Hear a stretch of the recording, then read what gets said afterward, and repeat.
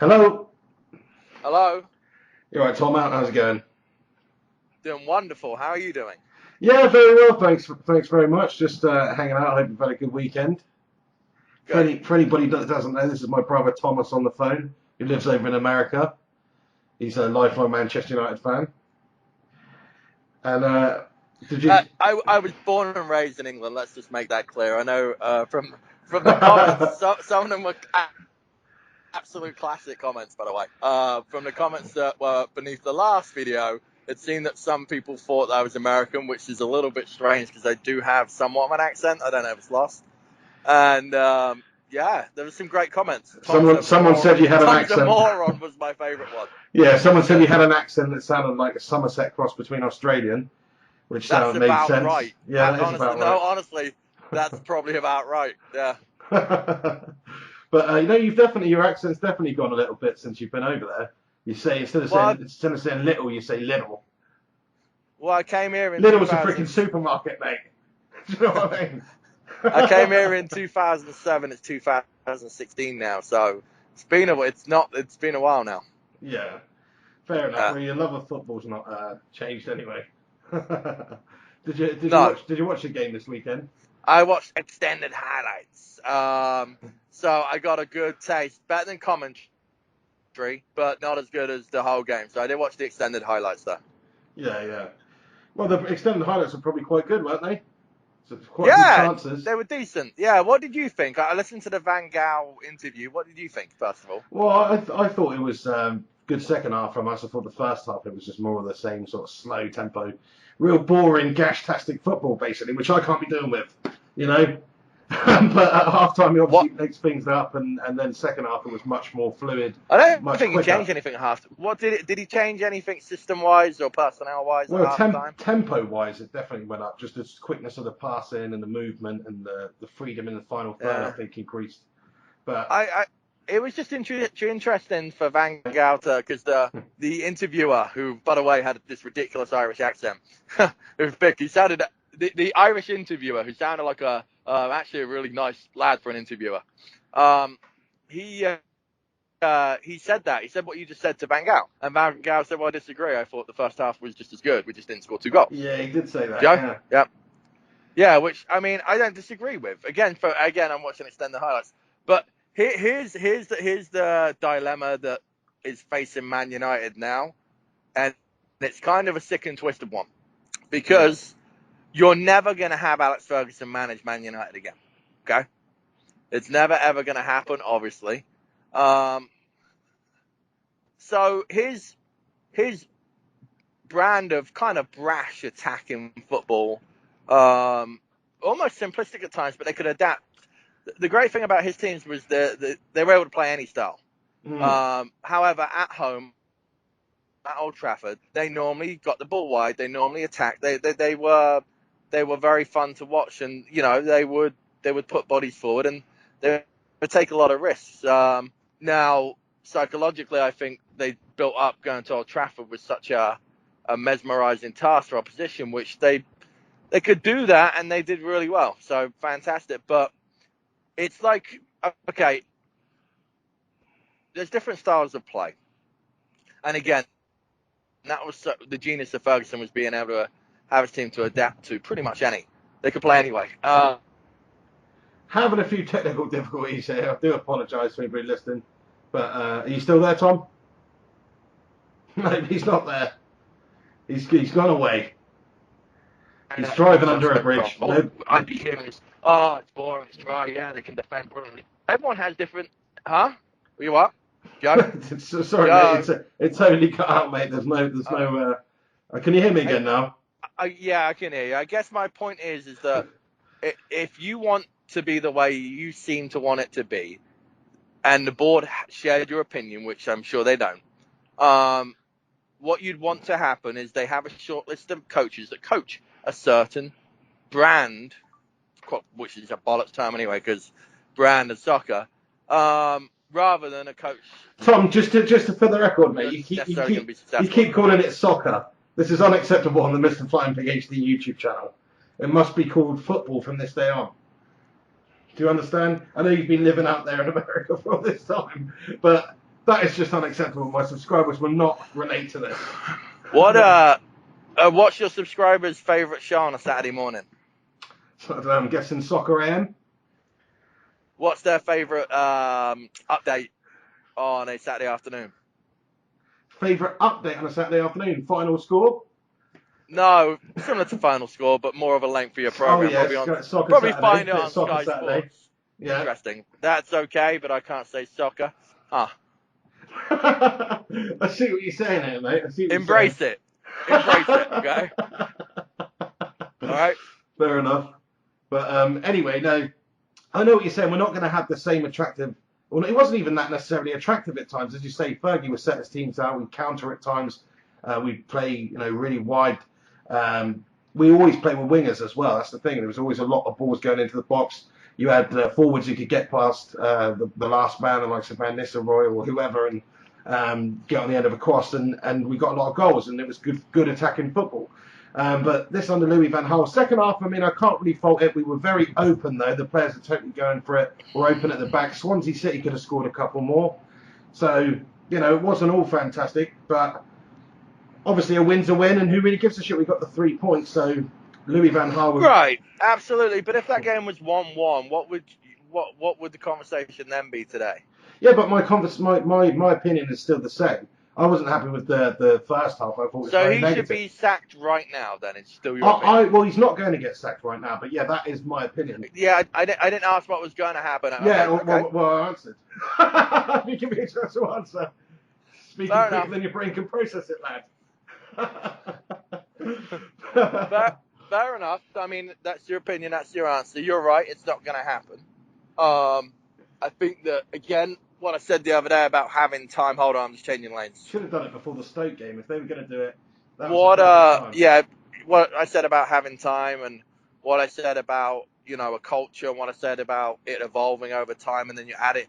It's like this moving organism, and you're constantly adding pieces because obviously there's transfer markets and there's development of young players, which doesn't happen enough nowadays for a number of reasons. Not at Manchester United anyway. There's clubs that do a great job, but we've gone a little bit away from that, it seems, which is a shame. But there's all these, so you've got this organism that's growing, and then you've got these, pieces that are falling off and then being added at the same time, and that takes time to then go away and just scrap that old organism and start again. And of course you're not, because you've got the history and the money and it, the foundations, of course, and more than that. But I guess my point is that you need to give him a little bit more time. Yeah, I mean, I get your point. And you need to trust the board to get the right man. You do. I mean, they pick a guy and they give him a contract, and that's it. It's his baby. If they go on and win the Premier League this season, you're going to be eating crow, and that's why it's. I mean, don't get me wrong. Everyone's entitled to their opinion, but flip-flopping managers is not an opinion. It's a knee-jerk reaction. Well, you say that, but if it's not working out, I mean, he's had quite a bit of time. I mean, I'm behind the team. I hope he does turn it around and just keep winning games. But the point is, if he does win games, then the fans' opinion will change very, very quickly, because that's just football. Fans are fickle. It's a results industry.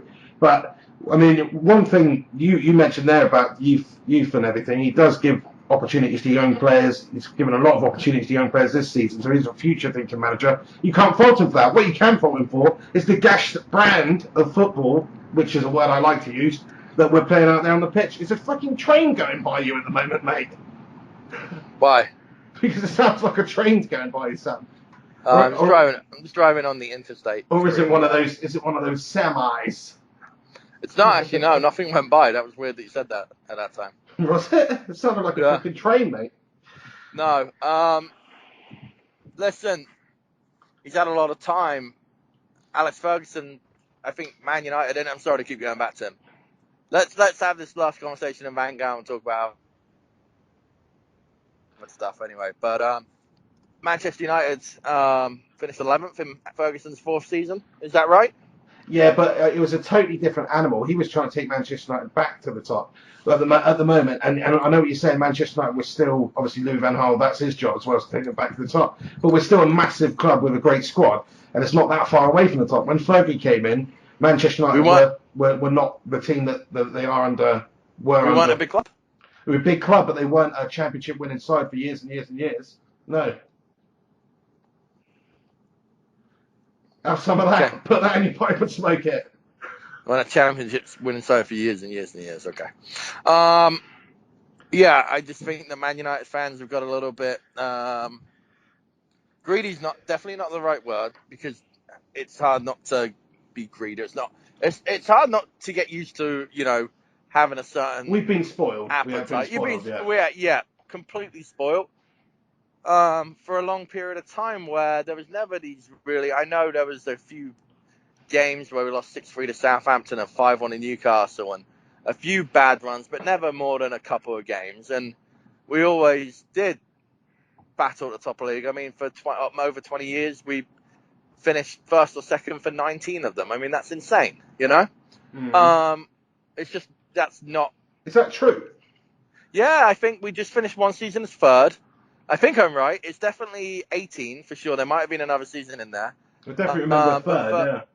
Yeah, isn't that That's insane? unbelievable, yeah. That is Isn't that unbelievable when you think about it, and you think about the money that's in football now, and you think about the different clubs that have money now, and you think about all these different things, and it's just, it may be not going to be that way again, not without something special, which that era of soccer... It's more even now, though, isn't it? That's the thing. It is more difficult now because it's more even. Yeah. The Premiership, like the TV deals and everything, all the teams have got loads of money. If you look at the players Bournemouth signed this season, they signed some bloody good players for decent money. And then, you've got Stoke signing players like Shaqiri and real good players that can actually get into United side. And then, average teams in the league have been able to sign these players. So they've got money. Manchester United used to have that commercial advantage over everyone else where they make a lot of money from, their commercial ventures, all that kind of thing, the popularity globally. But now the TV deal is such a huge amount of money for Premier League sides. They can all go out. That's a more level playing field. United still have that commercial edge, but it's not as big an edge as it was back then. So it's a harder task now for Louis van Gaal than it was for Sir Alex Ferguson in some ways, because it is a more level playing field. Yeah, it's a very good point. And I think what's great about that is that now clubs that do develop youth, hopefully, great youth programs like Southampton, which Southampton didn't have that 20 years ago. They do now. And I could name a lot, but, there's a lot right now. Tottenham, I know, are successful at. They do put a lot of time and effort and have really good people in their positions.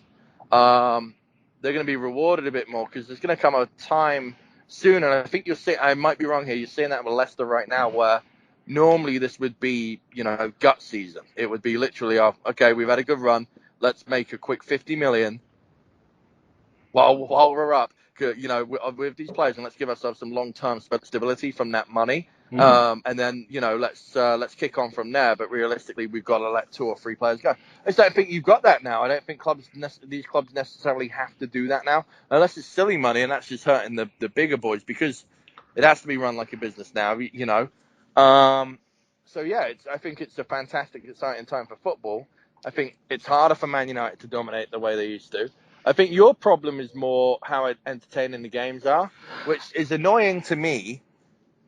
Not entertaining the games are, entertaining United are, which is annoying to me because I think that you're just judging that on goals and chances. No, it's not. That is not the case, no. Okay. I mean, I've watched, obviously every single game United have played this season, and particularly I'd say the last 10 or 11, apart from the Chelsea game and the second half against Swansea, are all basically the same style of playing. It's all, there's not a lot of chances created. There's not, the difference between the Chelsea game and all the 8 previous games before that were that he gave the players a bit of freedom in the final third to actually go and attack and do whatever they wanted. Whereas in all the other games, they were very shackled. There was a couple of forward runs. It's very, very patient passing sideways football. And it's, there wasn't chances created. So that's the problem. We might be creating chances against, some of the lesser sides, but they're not good chances. Joe? Yeah, I can hear you. Yeah. Are you all right? Are you still there? Oh, that came through. There was a delay. Yeah. But you're still there, yeah? I'm still here. Cool, yeah. So, it's, I just want Louis van Gaal to just play a bit more attacking and allow the players a bit more creative freedom, because when they do that, we've got good players. That was evident in the second half against Swansea. We've got players, technical players, Martial, Rooney, Mato, really good technical players who can cause a lot of teams problems, but they were shackled by his system, which was so very negative. And as long as he's not doing that, and we are playing creative football in the final third and trying to score goals, then I'm happy for him to remain United manager. But I just don't think, he is the right man for the job, because he seems very set in his ways in terms of the tactics and style that he wants to play. Because he, could see 10 games ago that wasn't really what the fans wanted. That wasn't what was best for United. It wasn't the right fit for us. But still persevered and persevered and persevered with it. And even that first up against Swansea was similar to that. So it annoys me anyway. But I mean, enough about the freaking Dutch Goblin. I've had enough. Yeah, Enough of one talking thing I about. would say, I'm pulling up now, so I'm gonna have to go. One thing I would say, that goal by Swansea, that goal doesn't happen with Ferdinand and Vidic centre backs. Yeah, exactly. It just doesn't. They've not. Well, it's a great goal though. Oh yeah, but they've not got centre backs right now. I have to agree with you on that one. It's not a world class centre back pairing whatsoever. That's really hard. That's so hard, because that is a position where if you do have that made there, you can, it takes such a breather off everything, because instead of not just that goal, but if that again was with two centre backs, not only are they organised in how deep the line is and where they bounce back from the edge of the box and etc. They're also just going in and clearing that out, and not just for the goal, but for other times. And it's such a pressure relief. You can get on the ball, you can then get at them, you can counter. It's hard to counter when you can't win a ball in and around your box, Yeah. So that's one of the issues I see. It brings us on to Louis van Gaal's mare in the transfer window last window, which was not getting a top quality centre back in. There's talk about us going for a couple of people at the moment, that's an area we definitely need to strengthen. So I'll be happy to see somebody coming in this window. Vidic came in the January transfer window, so it can be done. You can get a good player. If we did that, that's one position. I'm happy with Chris. Chris Smalling has been quality this season, by the way. What are you doing over there, mate? It sounds like you're doing something messed up. Nothing. I'm just getting ready to get into the dome. All right. Chris Smalling is. He's a to beast, me, Chris mate. Smalling's your. Chris Smalling is your. Oh God, come on. Chris Smalling's your Ronnie Johnson. Chris Smalling's your Henning Berg. Chris Smalling is your even Wes Brown. Chris Smalling is that person that plays beside Jaap Stam.